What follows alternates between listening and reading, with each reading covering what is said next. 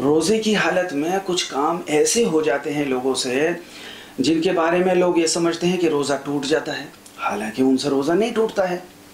मसलन आँख में दवा डालना, हलक के अंदर खुद ब खुद धुआं या गर्दो गुबार या मक्खी जाना, सुरमा लगाना, तेल लगाना, खुशबू सूंघना, नाखून काटना, बाल काटना, गुस्ल करते हुए कान में पानी जाना, इसी तरह भूल कर कुछ खाना पीना और ऐसी मिसवाक करना जिसका जायका गले में महसूस हो, मसलन नीम वगैरह की।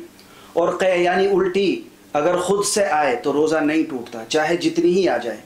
ज़ख़म पर मरहम या दवाई वगैरह लगाना, खून टेस्ट कराना, खून देना, इंजेक्शन लगवाना। हाँ, अगर ऐसा इंजेक्शन लगवाए कि बराह रास्त जिसकी दवा पेट में या दिमाग में जाए तो फिर रोज़ा टूट जाएगा।